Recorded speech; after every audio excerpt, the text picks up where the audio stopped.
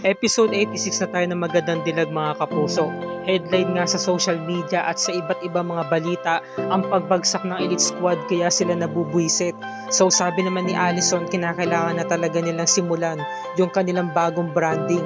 At sabi naman ni Blair, huwag kayong mag-alala, gagawa ko ng paraan. Sabi naman ni na Riley, baka nga naman kasi pabagsakin pa rin sila ng mga tao pag-usapan kung iyon at iyon pa rin yung design na gagamitin. Tama naman yung sinabi ni Allison. So sabi naman ni Riley, hayaan nyo, kayang-kaya kung pabilisin lahat yan.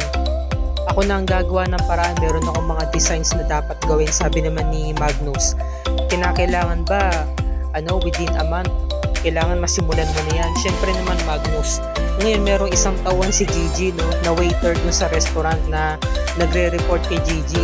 Tinawagan niya si Gigi tungkol nga sa pinag-uusapan ng Elite Squad. Hello po Ma'am Gigi, meron po kayong kailangan malaman. Okay, ganun ba? Okay, sige, maraming salamat Sige, susunod na lang update ko ulit. Tita, alam ko na kung anong pinaplano ng Elite Squad. Alam mo ba, magtatayo sila ng panibagong negosyo. Gagamitin nila yung pera na kinita nila sa pinagbebentahan ng Capsule X. Ako na ang gagawa ng paraan. At alam mo ba, magtatayo pa ng fashion show itong si Blair para nga naman ibalandra yung mga bago niyang designs. Sabi naman ni Tita Sophia, anong gagawin mo ngayon? Anong plano mo tungkol dyan? Ako nang bahala, Tita Sophia, papahiyain ko siya. Kung dati nasira ko ang kasal niya, ngayon tatanggalan ko siya ng karir. Dahil si Blair ay isa lang namang copycat na fashion designer, kailangan mawala na siya rito sa industriya. Grabe, palaban talaga si Gigi, no? So talagang siniguro niya. Samantala nagkaroon ng hiring for intern itong si Blair. At isa nga itong babae na to na estudyante na isa ring fashion designer na gusto niyang maging parte ng business nga ng Elite Squad. So sabi ni Blair, so wala kang sahod, intern ka lang dito. Gagawin mo is maging apprentice ko. Marami akong mga projects and designs na kailangan simulan. So alam ko makakatulong ka. So yun, hired ka na. Sabi naman ng babae, nandito lang naman po ko para magkaroon ng knowledge. Tapos nag-report sa kay Gigi. Alam niyo po ba si Miss Blair napakabarat? Hindi niya pa ako binibigyan ng sahod. Pero ako na po bahala, Miss Gigi. Aalamin ko po lahat ng mga ginagawa nila. Alam mo, maraming salamat Ito yung bayad ko sa'yo. Maraming salamat po Miss Gigi. Malaking tulong po ito para sa pampaaral ko. Wala yun, ako dapat na magpasalamat sa'yo. Okay, sige, basta mag-iingat ka dun Ikaw na ang bahala. Saka i-report mo sa akin lahat ng mga ginagawa ni Blair. Yes, Miss Gigi. Ako na po ang bahala. Huwag kayong mag-alala. Yun. Samantala, pinakita na nga ni Blair lahat ng mga bagong designs, diba? At hindi nga makapaniwala si Magnus dahil sobrang bilis at masisimulan na nga nila yung kanilang negosyo. Proud na proud yung dalawa, samantalang si Allison plastic kasi alam talaga ni Allison na lahat ng mga ginagawang kabalbalan nito ni Blair is pangungopya lang.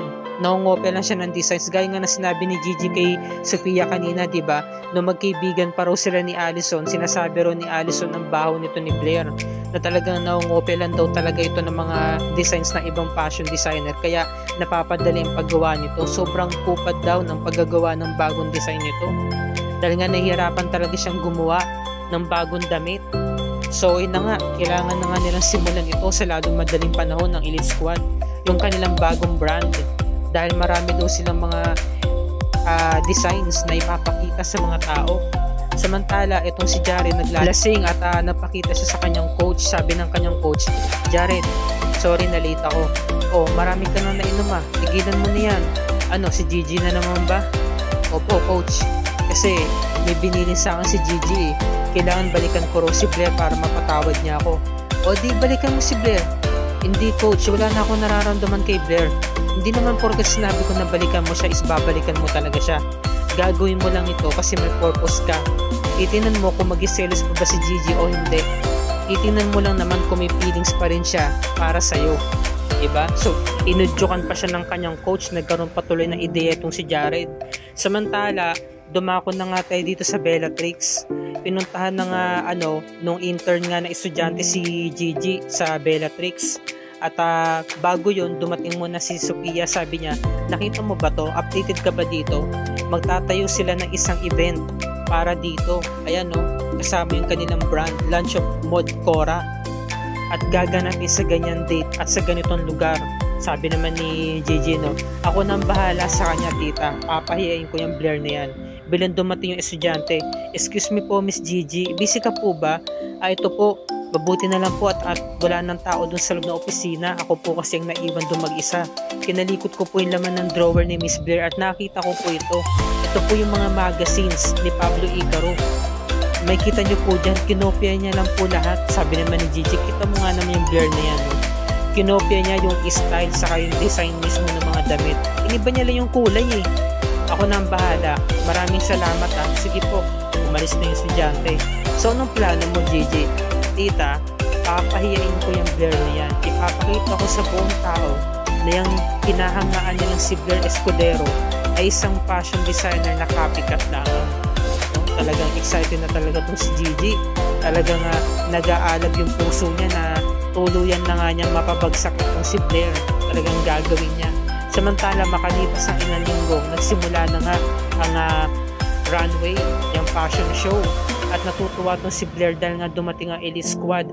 Salamat, maraming salamat at nandito kayo. So nabigla sila dahil biglang dumating si Jared. Sabi naman ni Allison, "Oh Jared, naliligaw ka yata?" Sabi naman ni Jared, "Naparito ako dahil natanggap ko yung invitation ni Blair." Sabi naman ni Magnus, "Maigi na rin yun nandito ka para may pakita mong suporta mo kay Blair." So yun na nga, talagang sabi naman ni Blair, "Thank you Jared at nagpunta ka dito. Salamat." So yun na nga, nagsimula na nga itong kanilang fashion show para ibalandra sa mga tao yung kanilang mga models na suot-suot nga itong mga bagong design ni Blair Escudero. Samantala nanonood sa kanila si Gigi habang nagkakaroon muna ng pictorial yung Elite Squad. Nakala mo napakalinis. Kinakailangan nila itong gawin para nga naman makaahon sila sa mga binabati ko sa kanila Samantala itong si Gigi affected eh. Nakita mo yung mukha niya, nasasaktan pa rin siya ng konti Meron pa rin konting kirot na nararamdaman itong si Gigi. Samantala rumampa na nga itong mga models. Ayan, rumampa na sila. At humahanga yung mga tao, diba? So ang huling nagpakita itong si Blair kasi nga siya mismo yung fashion designer. Siya mismo yung nag-design. And palakpakan sila. Malit lang yung convention, no? Kasi isang lang naman fashion designer yung merong program. Yan. Tumanggap siya ng bulaklak, ng parangal. Tapos noon, bigla komentar itong si Gigi, nagpalakpakan muna lahat, no? Sumabay na rin si Gigi. Abe, no? Wow, wow, wow, sabi niya. Alam nyo, isa lang itong malaking prank. Yes, hindi totoo ang Blair Escudero na nakikita ninyo, pati yung mga models na yan, yung mga suot nila, hindi yan totoo.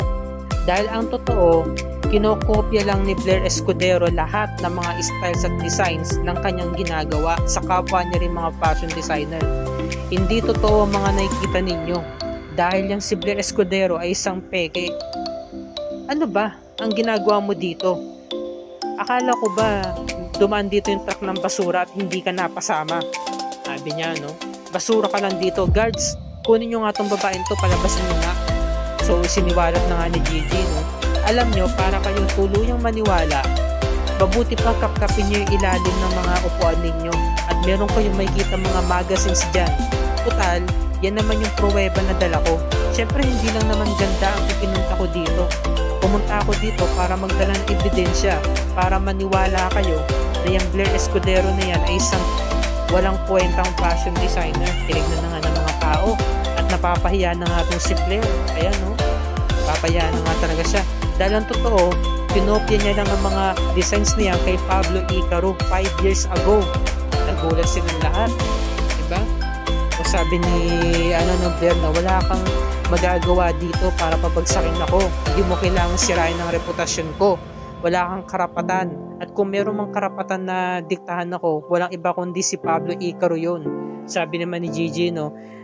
Akala mo ba nagpunta lang ako dito nang ako lang mag-isa?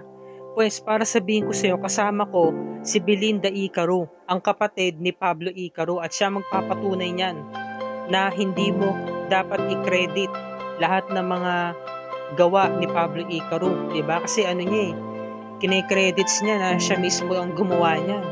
So dumating na nga tong si Belinda Icaro, sinabi niya, no, alam mo, isang pagkakamali talaga na hinayaan ko na maging tagahanga mo si Pablo Icaro hanggang sa mapalapit ka sa kanya.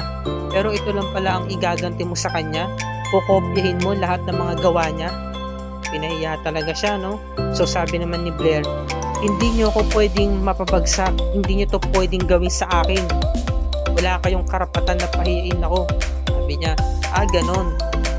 Hindi ka pa talaga titigil.